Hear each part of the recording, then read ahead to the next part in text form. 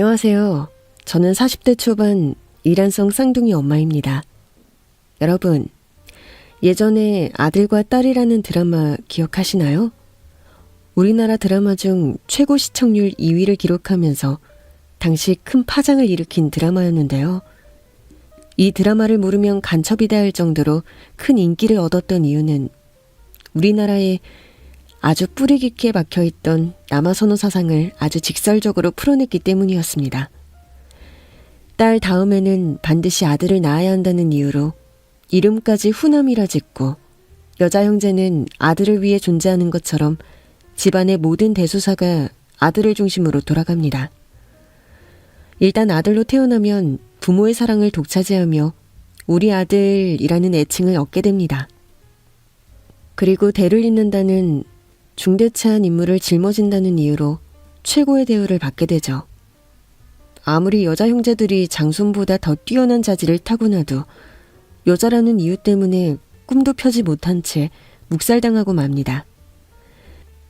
예전만큼은 아니지만 지금도 남아선호 사상을 원하는 사람들이 있어 아직도 산부인과에서는 아이가 태어나기도 전에 성별을 묻는 임산부들이 많다고 합니다. 정말 아들이 뭐길래 우리나라 사람들은 이러는 걸까요? 저도 2남 3녀 중 셋째로 태어났습니다. 어릴 땐 오빠와 남동생 위주로 부모님이 알게 모르게 챙기시기도 했지만 나중에 커서는 딸이 최고다라는 말을 저희 아버진 입버릇처럼 말씀하시죠. 요즘엔 딸 셋이면 100점이고 아들만 있는 집은 빵점이라고 한답니다. 명절이 되면 아들들은 마누라 등살에 못 이겨 친정에 가야 하기 때문에 시댁은 나몰라라 하고 차례를 지내고 나면 상도 치우기 전에 없어진다고 합니다. 그러니 딸 가진 부모들은 명절이 되면 하하호호 더 즐거운 시간을 보내게 되는 거죠. 저 또한 아들 욕심 같은 건 1도 없었지만 결혼을 하고 나니 아들을 낳는다는 것이 내가 시댁에서의 위치와 맏며느리로서 해야 할 의무라는 걸 주입식으로 교육받은 적이 있습니다. 그런데 그 엉터리 교육이 온 가족을 쑥대밭으로 만들어 상처를 준 아주 큰 사건이 있었습니다. 아들 때문에 한 사람의 인생이 하루아침에 나락으로 떨어진 이야기. 지금부터 들려드리겠습니다. 어릴 때부터 아버지는 늘 제 귀에 딱지가 않도록 이렇게 말씀하셨습니다. 딸내미들은 시집 잘 가서 사는 게 최고야. 항상 조신하게 행동하고 남편 내조 잘하면 그게 여자 인생으론 최고지.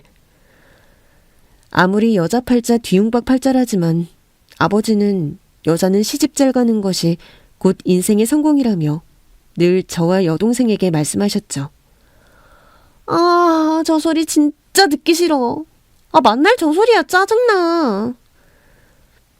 난 너보다 저 소리를 3년은 더 들었다. 그냥 한 귀로 듣고 한 귀로 흘려. 자꾸 저러면 저럴수록 난 더 삐뚤어질 거야. 내가 가만히 생각해봤는데 나한테는 이 직업이 딱이야. 뭔데? 군인. 그것도 특전사. 야, 아버지 알면 난리 날걸? 여자애가 남자들 틈바구니에 끼어서 키만 세져가지고 이 기집애가... 야, 잔소리를 너무 들으니까 내가 아빠로 빙의된 것 같다. 진짜 방금 언니 아빠랑 완전 똑같았어. 그리고 그거 알아? 아까 엄마가 오빠들한테 한약인지 뭔지 귀한 거라고 나 몰래 먹이려다가 딱 걸렸잖아. 엄마한테 따져 물었더니 여자애들은 먹는 거 아니라고. 아니 세상에, 여자는 못 먹고 남자는 먹을 수 있는 게 어딨냐? 거짓말을 해도 진짜 짜증나는데 내가 다 먹어버릴까 보다. 그러다 탈난다. 제발 와. 여동생은 저와는 달리 남아선호 사상에 대해 엄청난 반감을 가지고 있었고 집안에서도 늘 오빠들과 차별받는 건 없나 거기에 완전 촉을 세우고 있었습니다. 저 또한 여동생의 말이 틀리지 않았다고 생각했습니다. 대놓고 차별하진 않았지만 늘 몰래 오빠들을 챙기는 엄마 아빠를 보면 보이지 않는 벽이 있다고 생각했죠. 그런데 어느 날 사고뭉치 막내 여동생이 드디어 일을 저지르고 말았습니다. 배야. 언니, 나 죽을 것 같아. 야, 너 왜 그래? 몰라, 나 좀 병원에. 너 뭐 먹었어? 어? 아파 죽겠다니까. 빨리 병원. 전 부모님과 함께 여동생을 데리고 응급실로 갔고 거기서 여동생의 배앓이의 이유에 대해 알게 됐습니다. 으이구 이거사. 먹을 게 없어서 오빠들 약을 먹어? 제정신이야? 오빠들은 되는데 왜 나는 안 되는데? 배야. 너한테는 녹용이 안 맞다고. 괜히 먹어서 이게 뭐야? 녹용 좋은 거잖아. 근데 나는 왜 못 먹냐고. 이거사. 사람마다 맞는 음식이 있지. 아유. 내가 그런 좋은 걸 먹어봤어야 알지. 나한테 그런 거 해줘봤어?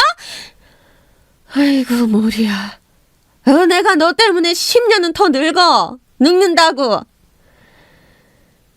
여동생은 오빠들이 하는 건 뭐가 뭔지도 모르고 일단 빼앗아서 해야겠다는 생각으로 자신에게 맞지도 않은 좋은 걸 먹게 되었고 결국 탈이 나고 만 겁니다. 그런 소동이 있은 후에도 여동생은 늘 오빠들과 대치 상황을 만들었죠. 저는 그런 여동생을 보면서 나도 여동생 반만 닮았으면 부모님께 내 의견을 당당하게 이야기할 텐데 라는 생각을 했습니다. 사실 저는 영화감독이 되고 싶어 연극영화과에 지원하려고 했습니다. 분명히 제가 연극영화과에 간다고 하면 아버지는 난리가 날 것 같아서 대학 진학을 앞두고 전 매일 무거운 마음으로 살았습니다. 하지만 결국 우려했던 일이 벌어지고 말았습니다. 서랍 속에 숨겨두었던 영화 연출에 대한 책들을 아버지가 보고만 것입니다. 그래도 형제들 중 공부를 제일 잘했던 저에게 아버지는 나름의 기대가 컸습니다. 하지만 저와 그 방향이 아주 달랐죠. 당장 안 버려! 여보, 주연이가 그냥 공부하면서 취미로 보는 건데. 그치, 주연아. 말해봐. 너 입이 있으면 말해봐. 가고 싶어요. 연극영화과. 뭐? 연극영화과 가고 싶다고요. 너 내가 교대 가서 선생님 되라고 했어? 안 했어? 그건 아빠 생각이고요. 야, 내가 네 인생 생각해서 진로를 결정해 준 건데 뭐? 아빠 생각? 연극영화과 가서 어떻게 할 건데? 영화판이 무슨 놀이터인 줄 알아? 돈은 돈대로 못 벌고 고생은 고생대로 하고 무엇보다 여자애들이 그런 데서 일한다는 자체가 문제야. 그런 데서 일한다고 하면 어느 남자가 좋아하겠냐? 어? 그런 바닥에 있으면 여자가 쓸데없이 고개만 쳐들고 서서 남자 보기를 우습게 한다고. 누가 그런 여자랑 결혼을 하겠냐고. 누가? 결혼 안 해도 상관없잖아요. 아빠는 왜 맨날 시집 그놈의 시집 가는데 목숨을 거는 건데요? 왜? 희기집애가. 여자가 여자다운 직업을 가져야지. 시집 안 가서 나이 들어서 혼자 살 거냐? 너 그게 말이 쉽지. 우리나라에서 여자 혼자 사는 거 절대 쉬운 일 아니야. 아니, 아빠가 꽃길로 가자고 하면 가면 되지. 왜 이렇게 엇나가는 건데? 책 다 버리고 담임선생님이랑 상담했던 대로 교육대학교 진학해. 앞으로 연극영화과에 연자만 나와도 가만 안 둘 거야. 알겠어? 전 그날 가지고 있던 연출책들을 모조리 버렸고 한동안 밥도 물도 제대로 먹지도 못한 채 산송장처럼 살았습니다. 언니, 좀 먹어. 아니, 며칠째 한 끼도 안 먹고 언니답지 않게 왜 이래. 내가 대들면 대들었지. 언니가 왜 그러냐고. 안 먹어. 언니, 솔직히 언니는 예쁘고 공부도 잘하잖아. 아빠 말 잘 들으면 오빠들보다 더 대우받을 것 같은데? 대우받을 거 다 받고 나서 전략을 짜야지. 전략? 언니는 공부도 잘해서 교육대학교 가는 거 식은죽 먹기잖아. 난 꿈도 못 꾸는 일이지만 아빠가 시키는 대로 하고 독립해서 감독되는 거야? 그때도 설마 어른이 된 언니한테 아빠가 이래라 저래라 하겠어? 그게 통할까? 언니의 문제점이 뭔 줄 알아? 해보지도 않고 겁낸다는 거야. 일단 상대방의 마음을 안정시킨 다음 상대방이 뭔가 느슨해질 때 그때 허를 찔러야지. 아, 역시 난 특전사 DNA를 타고난 것 같아. 어리게만 보았던 막내 동생이 저에게 그날 했던 말은 정말 제 뒤통수를 탁 하고 치는 것 같았습니다. 전 동생의 말을 듣고 제 나름대로의 전략을 짜기로 마음먹었습니다. 작전명, 선생의 탈을 쓴 감독. 전 이듬해 아빠가 그토록 원하던 교육대학에 진학을 했고 열심히 공부했습니다. 일단 아빠를 만족시켜야 뭔가를 해도 될 것 같았거든요. 졸업을 하고 전 초등학교 교사로 임명돼 선생님이 되었고 제가 교사로 채용되던 날 아버지가 하셨던 말씀이 아직도 잊혀지지가 않습니다. 초등학교 선생님, 여자로서는 최고의 직업이지. 얼마나 좋아. 현명하면서도 여성스럽잖아. 우리 주연이 아주 큰일했다. 잘했어. 아주 잘했어. 역시 우리 딸이 해낼 줄 알았어. 큰오빠는 언제까지 재수할 거래요? 할 때까지 해봐야지. 저놈이 너를 반만 닮았어도 내가 숨통이 트이겠구만. 돈 없는 집안에 태어났으면 저놈들 재수는 꿈도 못 꿨겠지. 그래도 어쩌냐. 우리 집 장손인데.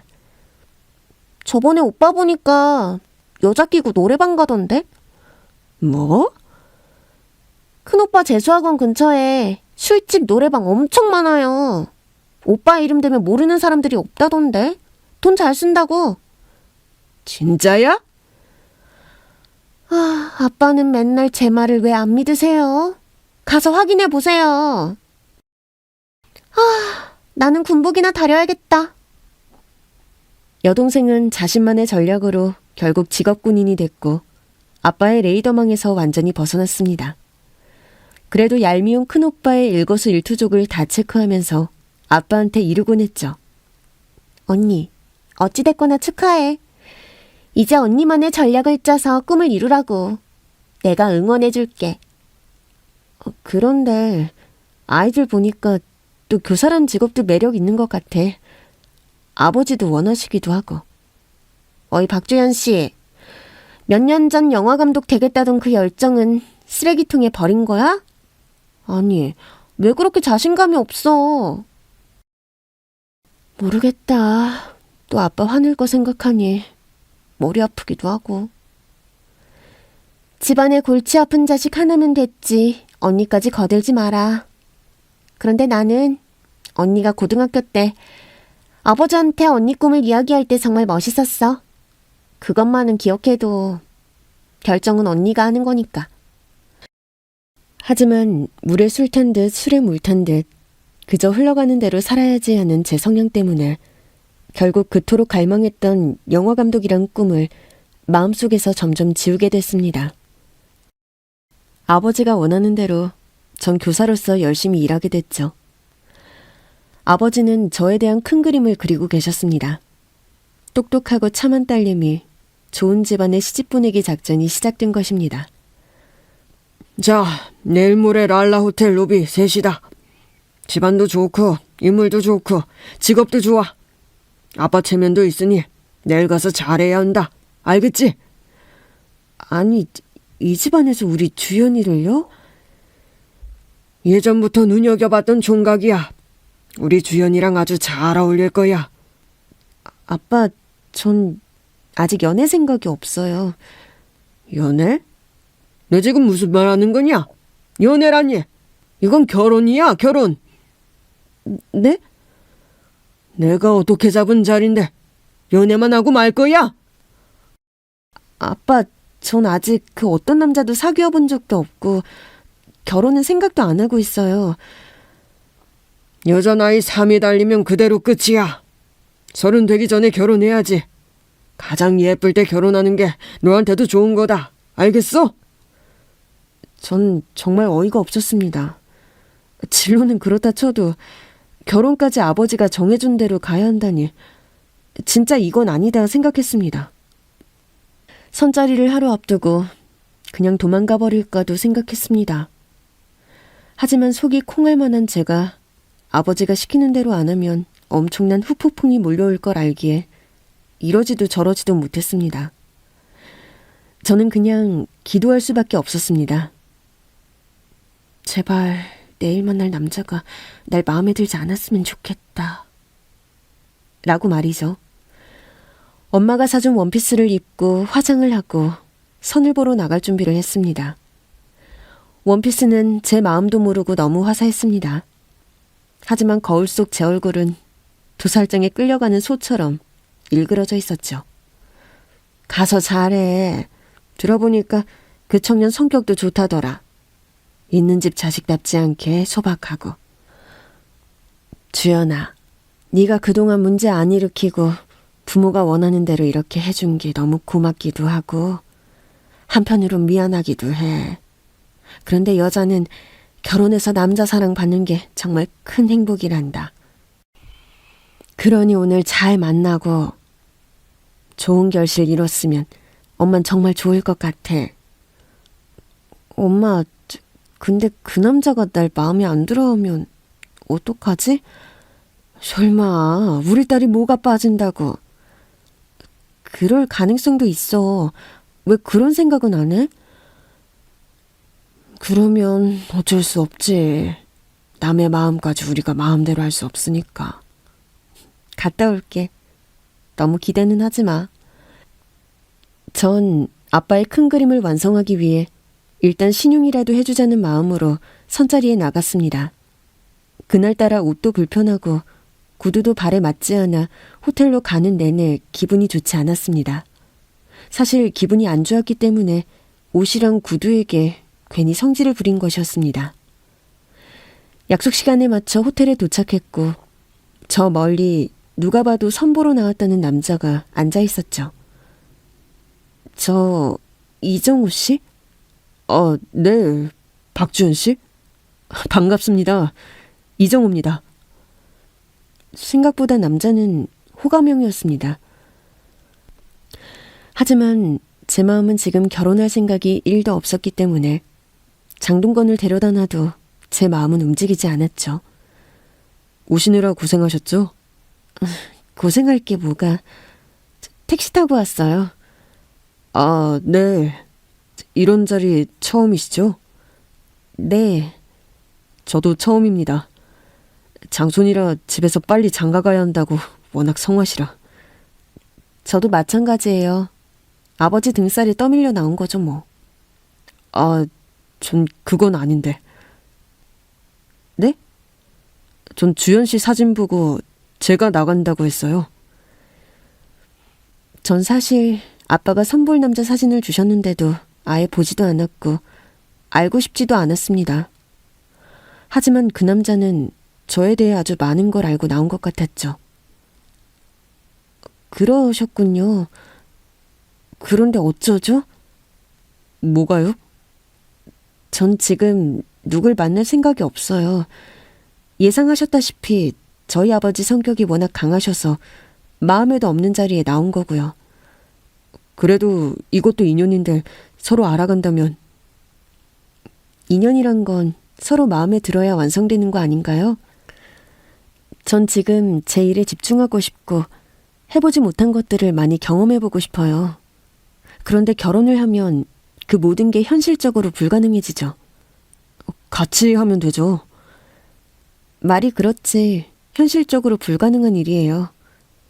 저기 부탁 하나 할게요. 네, 말씀하세요. 제가 마음에 안 들었다고 해주세요. 네? 마음에도 없는 사람 그냥 만나서 결혼하고 싶지 않아요. 그렇다고 그쪽이 별로란 이야기는 아니에요. 전 지금 누굴 만나기보단 20대를 좀 더 즐기고 싶어요. 전 주연 씨가 마음에 드는데. 그렇게 생각해 주셔서 감사해요. 그런데 한쪽이 마음에 든다고 해서 인연을 이어가면 분명히 안 좋은 결과가 나올 거예요. 그러니 제 말대로 해주세요. 부탁드려요. 전 제가 이야기하고도 제 자신에게 놀랐습니다. 그 어떤 사람에게도 제 주장을 이렇게 확실히 말한 적이 없는데 이상하게 이 남자에게는 제 마음속 이야기가 술술 나오는 겁니다. 주연 씨가 원하신다면 그렇게 하겠습니다. 감사해요. 그리고 잠시였지만 좋은 분 같아요. 저보다 더 좋은 분 만나서 좋은 결실 이루길 바랄게요. 네. 그럼 이만 일어나죠. 그래도 커피 마시고 이야기한 걸로 보여야 하니까 1시간 있다가 서로 집에 들어가는 걸로 해요. 괜찮죠? 말할 때는 몰랐는데 정말 누가 보면 싸가지 없는 여자로 보일 만큼 저는 너무도 이기적이었습니다. 그런데 제 인생 통틀어 이렇게 이기적으로 행동한 건 처음이기에 사실 저 자신도 혼란스러웠습니다. 집으로 가는 내내 마음이 이상하게 좋지 않았습니다. 오늘 제 행동을 이해할 남자가 과연 누가 있었을까 생각이 들었습니다. 아마 다른 사람이었으면 저한테 욕을 하고 자리를 박차고 나갔겠죠. 하지만 저는 결혼 생각이 없기에 마음속으로 그 남자에게 미안함을 가지고 집으로 향했습니다. 아니, 우리 주연이 외모가 어때서? 도대체 이 자식 눈을 어디에 달고 다니는 거야? 왜요? 주연이 외모 보고 뭐라고 했어요? 아니, 지 스타일이 아니라고. 참네. 기분이 썩 좋진 않네요. 주연이도 들으면 안 좋아할 건데 자존심도 상할 거고. 말해요, 말아요. 그냥 내 선에서 잘났다고 해. 그래도 남의 집 귀한 딸 외모를 가지고 어쩌고 저쩌고. 내가 얼마나 예쁜 여자랑 결혼하는지 볼 거야. 에휴, 짜증나. 그 남자는 정말 제가 부탁했던 대로 제가 마음에 안 든다고 이야기를 했습니다. 근데 기분이 참 묘했습니다. 제가 원하던 대로 됐는데 왜 마음 한구석이 찝찝한지 말이죠. 그래서? 그 남자가 언니 마음에 안 든다고 했다고? 그럼 거짓말한 거네? 따지고 보면 그렇지? 언니, 지금 아빠한테 반항하고 싶어서 그 남자를 멀리하는 거야? 아니면 진짜 마음에 안 드는 거야? 뭐? 둘 중 뭐야? 왜 빨리 대답을 못하지? 그게 자꾸 생각나지? 그리고 마음 한구석이 찝찝하지? 맞아. 한 번씩 생각나기도 하고. 마음이 있는 거네. 누가? 언니가 마음이 있으니까 그렇지. 근데 아빠가 원하는 대로 하기 싫고, 참. 어떻게 하면 좋을까? 언니가 그 남자를 만나서 아빠가 행복하면 그건 아빠 행복이야. 근데 언니가 그 남자를 만나서 언니가 행복하면 누구 행복일까? 이 바보야. 언니 행복이라고. 그럼 아빠가 원하는 여자가 되는 거잖아. 모든 것이. 그 사람 마음과 언니 마음까지 아빠가 어쩔 순 없어. 언니가 좋아하는 거 있잖아. 순리대로 흘러가는 대로. 지금 그걸 할 때야. 전 인생에서 아빠가 말하는 여성상을 배제하고 저만 생각해봤습니다. 제가 지금 그 사람을 마음에 두고 있는 건지 아닌지. 처음으로 용기 내서 그 남자에게 고백이라도 해야겠다 생각했습니다. 놀랐어요. 연락 주셔서. 잘 지내셨죠? 네. 그런데 무슨 일로? 자꾸 생각이 나서요. 뭐가요? 그쪽이요. 네? 아빠가 원하는 여성상은 내 직업만으로 끝내려고 했어요. 여자는 이래야 한다. 남자는 이래야 한다. 남자한테 여자는 순종적이고 남자는 큰일을 해야 하기 때문에 내조를 잘해야 한다는. 주연 씨, 그건 아버님 생각이죠. 실제로 인생을 살아갈 사람은 주연 씨예요. 여자면 어떻고 남자면 어때요? 난 그런 거 따지는 사람 아니에요. 정말요? 저 주연 씨 처음 본 순간부터 좋아했어요. 아무것도 생각하지 말고 그냥 우리 시작해봐요. 전 그 남자의 말에 그동안 얼어 있었던 마음이 움직였고 우리 둘은 사랑을 하게 됐습니다. 그는 여성을 굉장히 존중해주는 사람이었고 남녀 구분 없이 누구나 능력을 가지고 그 능력을 발휘해야 한다고 했습니다. 결국 저는 그의 마음을 받아들여 결혼을 하게 됐고 언젠가 제가 원하던 꿈도 이룰 수 있게 되겠다 생각했죠. 시댁은 굉장히 부유한 집안이었습니다. 시아버지는 우리나라에서 알아주는 호텔 사업가로 자산이 5천억 원이 넘는 부자였죠. 하지만 있는 사람들은 그들의 격과 품위를 지키기 위해 그들만의 룰을 정하는 경우가 많습니다. 저희 시댁은 유교 사상을 철저히 따르는 아주 보수적인 집안이었습니다. 회장님은 5시에 일어나신다. 항상 문안 인사 드리고 문안 인사 드린 후 간단한 차와 다과를 내드리고 아줌마도 와서 아침 식사 준비를 하면 된다. 알겠니? 네, 어머님. 정호가 네가 직장은 꼭 다닐 수 있도록 신신당부를 해서 내가 그건 회장님께 말씀드려서 허락을 받았다. 하지만 우리 집 가풍은 꼭 따라야 하고 집안 대소사에는 모두 참석을 해야 한다. 출근을 안 하는 한이 있더라도 네가 잘 해낼 수 있을지 걱정이구나. 제가 능력 안에서 열심히 해보겠습니다. 그럼 전 출근해야 돼서. 넌 시애미한테 고맙다는 이야기도 안 하니? 네? 우리 때는 여자가 밖에 나가 돈 벌어오는 일은 상상도 못했다. 나는 시집 와서 10년 가까이 친정나들이 한번 제대로 한 적도 없어.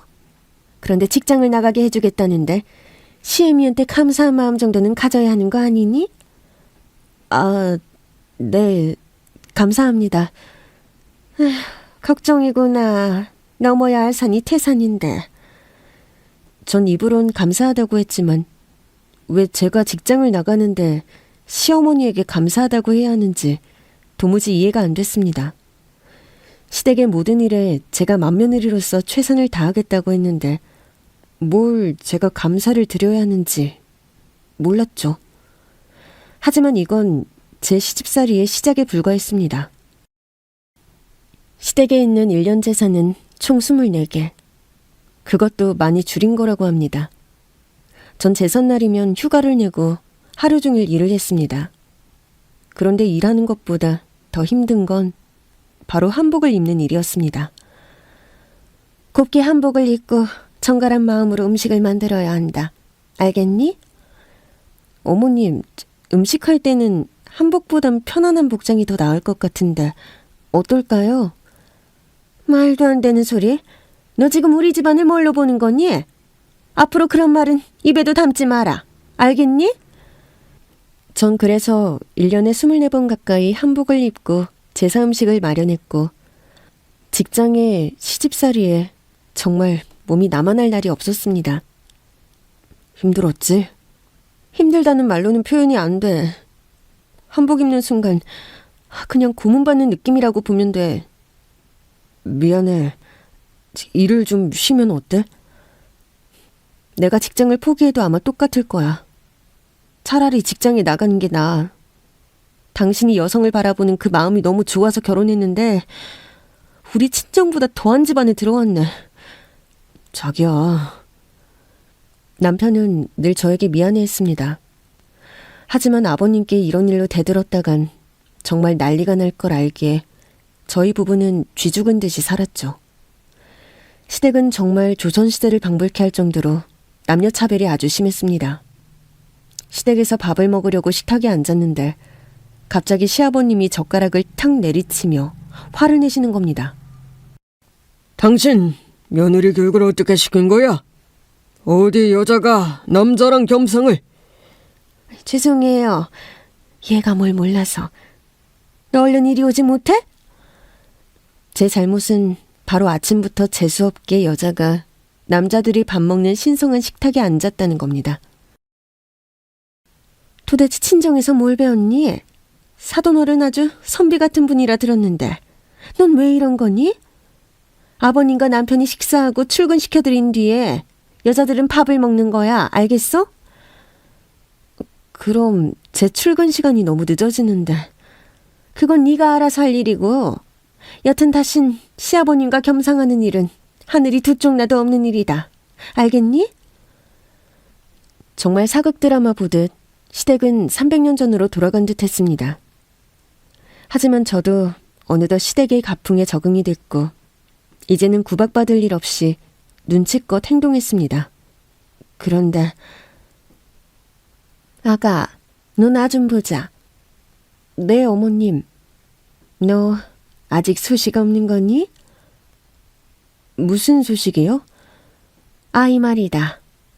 아, 네, 아직은. 아직은? 지금 시집 온 지 1년이 다 돼가는데 아직이라니? 내일 나랑 한의원에 좀 가자. 알겠니? 시어머니의 알겠니는 정말 들으면 들을수록 소름이 돋고 적응이 안 됐습니다. 차라리 욕을 하지. 품위 있게 말하면서 뒤로 까는 듯한 수법. 진짜 너무 힘들었습니다.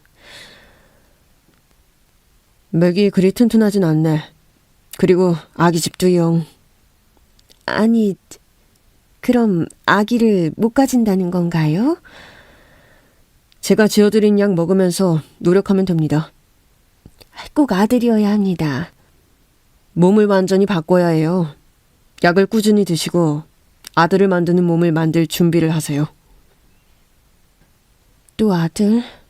이놈의 아들은 왜 이렇게 제 인생을 따라다니는 건지. 정말 시어머니의 장손에 대한 기대감은 점점 절 조여왔습니다. 첫애는 무조건 아들이어야 해. 알겠니?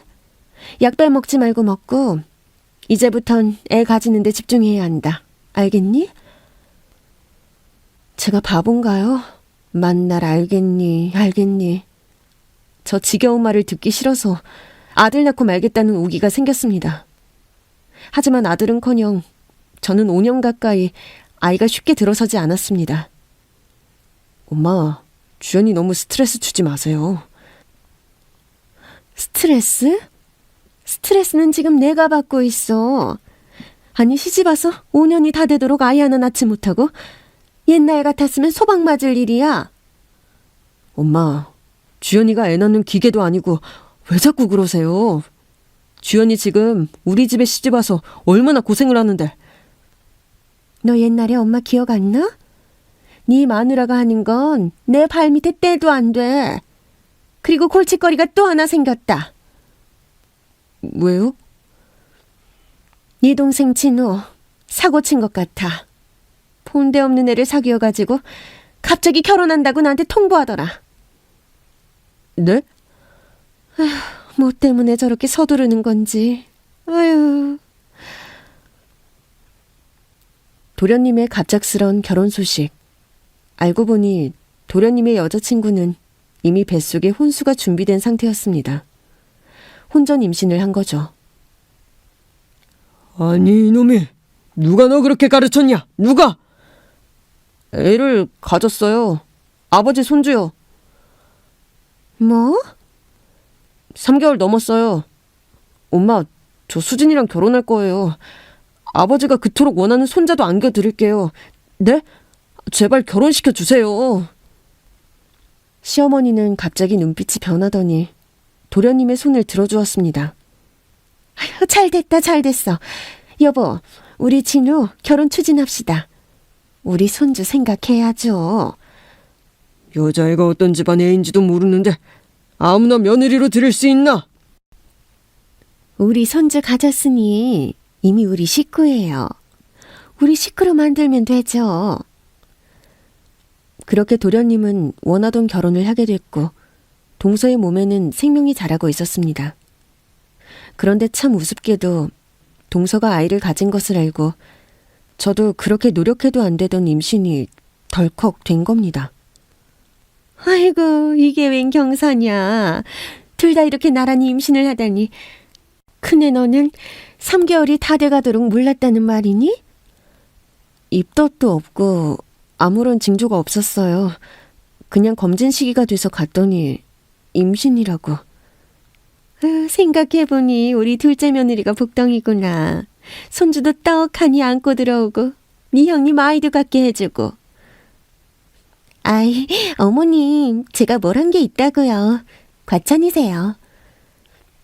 무조건 저대는 아들이어야 한다. 빨리 손자를 봐야 후계자로 지정을 할 수 있지. 장손이고 두계자임을 다들 명심해라. 내 사업체를 난 무조건 우리 장손한테 물려줄 생각이다. 아들이 아니면 끝이다라는 눈빛으로 며느리들을 압박하는 시아버지. 이게 도대체 뭔가 싶었습니다. 전 임신한 기쁨도 잠시 아들이 아니면 어쩌지 라는 걱정부터 앞섰습니다. 난 그런 거 신경 안 써. 딸이면 어떻고 아들이면 어때? 건강하기만 하면 돼. 아버님 눈빛 못 봐서 그래? 첫애는 아들을 낳아야 해. 꼭 아들을. 어쩌다 보니 저는 동서와 서로 아들인지 아닌지 소리 없는 전쟁을 하게 됐고, 동서는 사사건건 저의 일거수일투족을 살폈습니다. 형님은 무슨 음식이 제일 땡겨요? 나? 국수가 제일 먹고 싶더라. 국수 그렇게 안 좋아하는데 아이가 먹고 싶은가 봐. 전 고기가 땡기던데. 면류 좋아하면 딸이라는 말이 있던데. 고기는 아들이고요. 아, 그래? 다음 달 되면 알겠죠. 누가 아들이고 누가 딸인지. 동서는 은근히 제가 딸을 가진 걸 확신하고 있었습니다. 저도 사실 먹는 것부터 시작해 배 모양까지 약간 딸에 가깝다는 생각이 들었죠. 성별을 알 수 있는 때가 되자 시어머니는 두 며느리를 더욱더 압박하기 시작했습니다. 둘 다 오늘 병원 가는 날이지? 나도 같이 가자. 그냥 검진인데요. 그냥 저희들끼리 다녀올게요. 예, 오늘이 그냥 검진이니? 성별 알 수 있는 날이잖아. 내 눈으로 확인해야겠어. 차 준비됐으니 둘 다 얼른 서둘러라. 동서와 저는 그렇게 어머님과 산부인과로 향했습니다. 차를 타고 가는 내내 아들이 아니면 어쩌지 란 걱정뿐이었습니다. 검사는 동서 먼저 시작했습니다. 어머님은 동서와 같이 검사실로 갔고 한참 후에야 둘은 세상 다 포기한 사람처럼 걸어 나왔습니다. 동서, 왜 그래? 몰라요. 기집애란다. 아휴. 둘째도 가질 거잖아. 너무 상심하지 마. 형님도 딸일 건데 어머님한테 너무 죄송해서.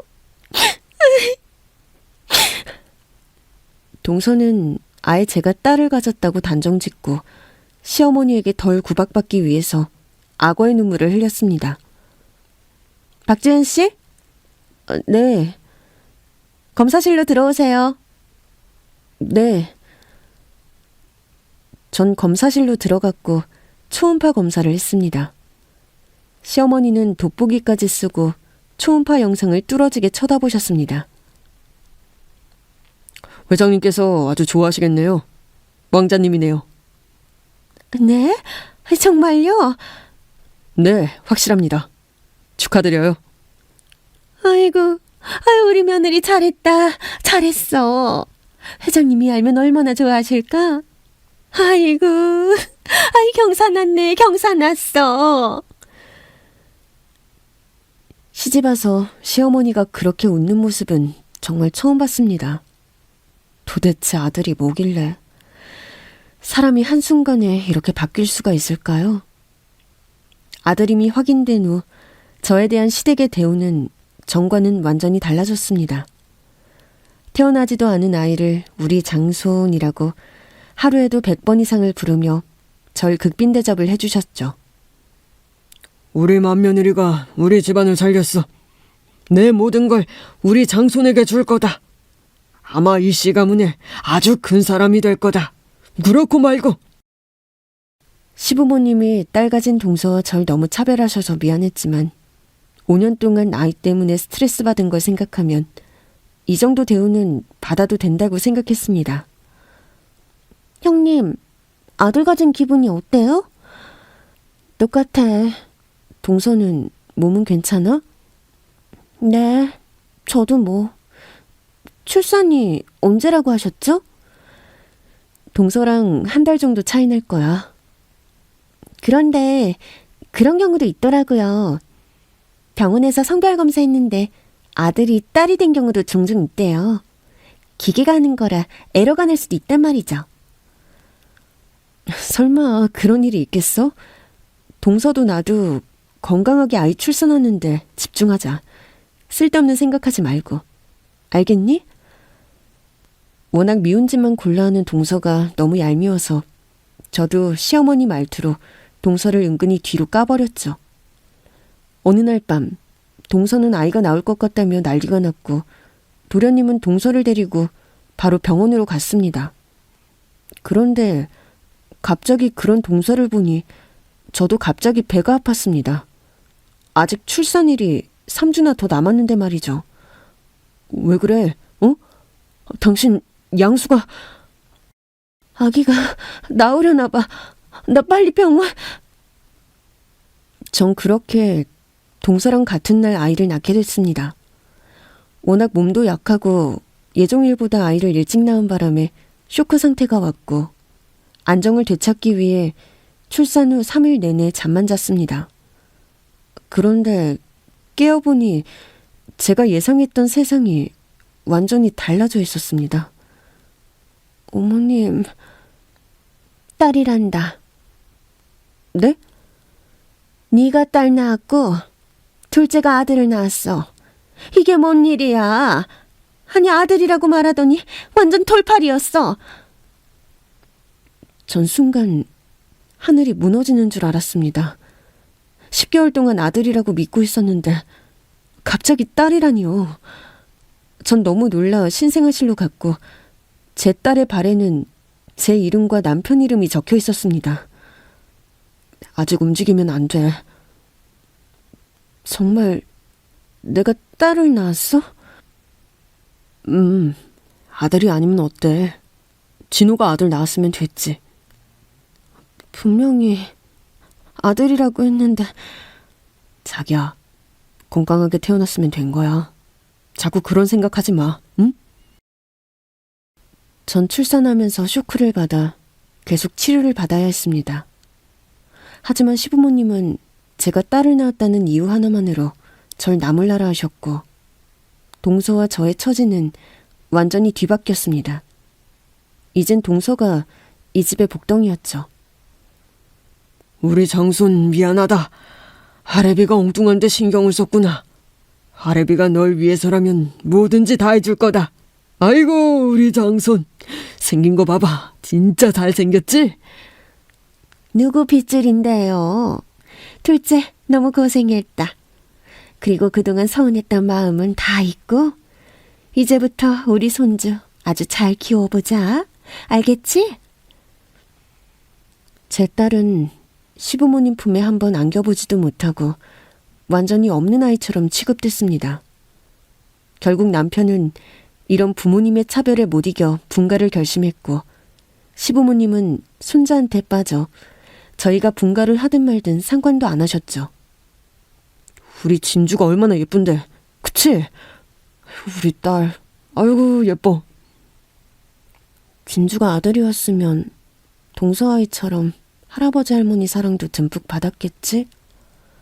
여보, 이제 그런 생각 아예 하지 마. 한 번만 더 그런 얘기하면 진짜 화낼 거야. 알겠지? 앞으로 부모님 생각하지 말고 제발 우리 세 식구만 생각하자. 응? 남편은 늘 저의 든든한 지원군이었습니다. 그렇게 저는 남편의 사랑을 받으며 딸과 함께 행복한 시간을 쌓아갔습니다. 7년이란 시간이 흘렀습니다. 시댁 행사에 참석할 때마다 저는 자연스럽게 조카가 커가는 모습을 보게 되었습니다. 서준이 클수록 더 잘생겨지는데? 이리 와봐. 큰아버지가 안아보자. 아니 얘는 지 아빠보다 큰아빠를 더 좋아한다니까. 어째 크면 클수록 너보다 큰 애를 더 닮아가는지. 참 희한하다. 저희 언니 아이도 제 아들이라 할 만큼 저 엄청 닮았어요. 우리 서준이도 그런 케이스인가 봐요. 아니 근데 나 오리고기 못 먹잖아. 와이프도 그렇고. 서준이는 완전 오리고기 킬러라니까. 진짜 이상해. 형이 오리고기 완전 좋아하잖아. 그러게. 서준이가 큰아빠를 진짜 많이 닮았네. 전 이런 대화가 전혀 이상하지 않았습니다.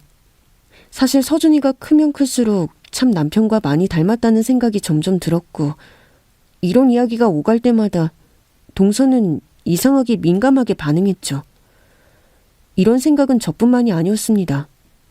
조카랑 우리 진주가 어딜 나가면 항상 이런 말을 들었습니다. 어머, 아들이 엄마를 진짜 많이 닮았네. 딸은 아빠 닮았나 봐요? 아니에요. 얘는 조카고 얘는 우리 딸이에요. 진짜 신기하네요. 진짜 많이 닮았어요. 날이 가면 갈수록 이상하다는 느낌을 지울 수가 없었습니다. 제가 봐도 서준이 얼굴에서 남편과 제 어릴 적 모습이 보였습니다. 이 찝찝한 마음을 지우고 싶은 마음에 전 아무도 모르게 유전자 검사라도 해보자 라고 결심했습니다. 아니겠지만 자꾸 찝찝한 마음을 가지고 조카와 제 딸을 볼 수가 없었기 때문입니다. 전 동서 몰래 조카의 머리카락을 몇 개 뽑아서 유전자 검사를 신청했습니다. 미친 짓이라 생각했지만 예전에 제 여동생 말처럼 일단 해보자는 마음으로 검사 결과를 기다렸습니다. 유전자 검사 결과는 생각보다 일찍 나왔습니다. 결과지가 제 학교로 배달이 되었고 전 너무 무서워 봉투를 열지 못했습니다. 하지만 일단 칼은 뽑았기에 전 봉투를 열어 확인했습니다. 그런데 이서준 99.9% 일치 라는 글자를 본 순간 덜덜 떨며 그 자리에 털썩 주저앉고 말았습니다. 조카라고 생각했던 서준이가 바로 제 아들이었던 것입니다. 전 앞도 뒤도 돌아보지 않고 결과지를 들고 바로 시댁으로 갔습니다. 타이밍도 기가 막히게 그날 시아버님 생신날이기도 했죠. 아니, 너 한복 안 입었어? 오늘이 무슨 날인지 몰라? 어머니, 지금 한복이 중요한 게 아니에요. 얘가 또 왜 이래? 여보, 뭔데 그래? 뭔데 이렇게 화를 내? 서준이, 이 집 장손 서준이가 제 아들이라고요.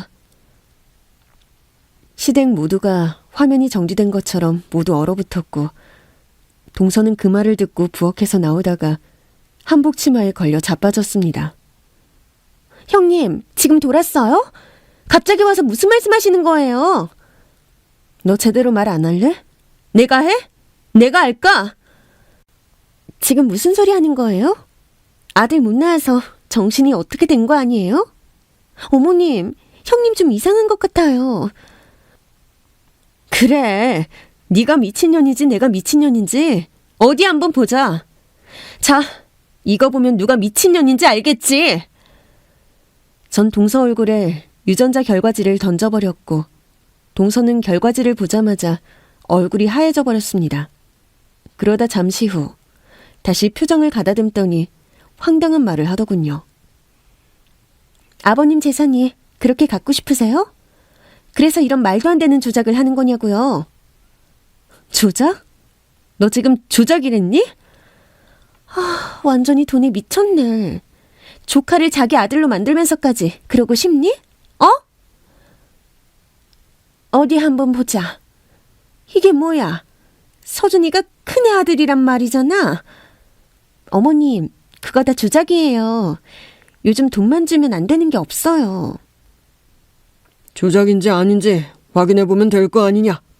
당신 장 원장한테 얼른 전화해서 이거 확실히 확인해. 알았어? 시아버지의 불호령에 어머님은 애들이 태어난 병원에 전화를 걸어 정식으로 이 결과지에 대한 확인을 요청했습니다. 원장님, 말도 안 되는 일인 거 아는데 회장님이 꼭 확인하라고 하셔서. CCTV요? 그런 게 아직 남아있나요? 회장님이요? 갑자기 동서는 통화 내용을 듣자마자 시어머니 전화기를 빼앗아 던져버렸습니다. 야, 너 뭐 하는 거야? 응? 아니야. CCTV는 내가 없앴는데. 아니라고! 너 맞구나. 서준이 큰애 아들이 맞지? 얼른 말해. 내가 완벽하게 처리했는데. 어머니, 잘못했어요. 너무 아들을 낳고 싶었어요. 너무 아들을 낳고 싶은 욕심은 그만. 동서는 제가 출산을 하고 쇼크를 받아 정신이 없었을 때 서준이와 진주를 바꿔치기를 했다고 고백했습니다. 아니, 그게 말이 돼? 무슨 70년대도 아니고 이런 일이 일어날 수가 있냐고. 돈이면 안 되는 거 없었어요. 간호사한테 바꿔치기 해주면 원하는 대로 다 주겠다고. 그리고 CCTV 파일도 없애달라고. 동서는 돈을 써서 아이를 바꿔치기하고 완전 범죄를 저지른 겁니다. 오직 아들을 갖기 위해서 해서는 안 되는 일을 한 거죠. 미쳤구나. 네가 엄마야? 네가 엄마냐고. 그럼 우리 딸, 그러니까 진주가 7년 동안 형 딸로 살았던 거야? 여보, 조카도 자식이나 마찬가지야. 우리 조카 서준이 내가 얼마나 공들여 키운 줄 당신이 제일 잘 알잖아. 그건 다 널 위해서였지. 네 이기심 때문에 애들 인생을 망쳤다고. 야, 꺼져. 너 돈 좋아하지? 자, 이거 먹고 떨어져. 넌 이제 끝이야. 아버님은 그 광경을 보자마자 생일상을 다 엎어버리셨고 어머님은 그 충격에 자리에서 쓰러지셨습니다. 이 모든 파국이 지나고 이제 교통정리를 해야겠다는 생각이 들었습니다. 식구들은 모두 모여 동서를 가운데 앉히고 결정을 하라고 재촉했습니다. 이제 너는 내 식구가 아니다. 진우랑 이혼하고 짐 싸서 한시라도 빨리 나가라. 아버님, 기른정도 정이잖아요. 서준이 제가 키우게 해주세요. 이게 완전 돌았구나. 서준이랑 너랑 아무 상관도 없잖아. 이 도둑년아. 네가 우리 장손 도둑질해서 집안이 이 지경이 난 거 아니야? 응? 서준이 키워서 돈 좀 더 뜯어내게? 너 내가 이 정도로 봐주는 줄 알아. 자꾸 까불면 경찰에 정식으로 고소할 거니까. 다들 조용히 하세요. 둘 다 제 아이예요. 진주 제가 7년 동안 금지옥엽으로 키운 제 금쪽 같은 딸이고 서준이는 제가 배 아파서 낳은 아이예요. 아무도 제 아이들에 대해서 말하지 마세요. 알겠어요? 도대체 아들이 뭐길래 왜 이런 말도 안 되는 일들이 생겼는지 모두 반성하라고요. 제발! 그 누구도 제 말에 토를 다는 사람은 없었습니다. 그래도 7년간 키운 정이 있어서 그런지 진주 역시 제 딸이나 마찬가지였고 제정신이 아닌 동서에게 보낼 수 없었습니다. 동서는 아들이 아니면 상관없다며 진주고 뭐고 아들만 키우게 해달라고 했고 용납할 수 없었던 시댁에서는 진주와 서준이 모두를 동서네에게서 빼앗았습니다. 그렇게 진주 역시 저희 부부가 키우는 걸로 결론 지어졌네요.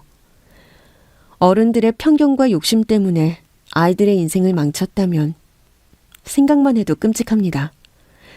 7년이 지나서라도 다시 제자리로 돌린 것이 얼마나 다행인지 모릅니다. 자식과 부모는 천륜으로 이어진 인연입니다. 이것은 그 무엇으로도 끊을 수 없는 것입니다. 아들, 딸, 모두 우리의 아이들이고 똑같이 사랑받아야 할 존재입니다. 왜냐하면 당신도 누군가의 딸이었고 누군가의 아들이었기 때문이죠.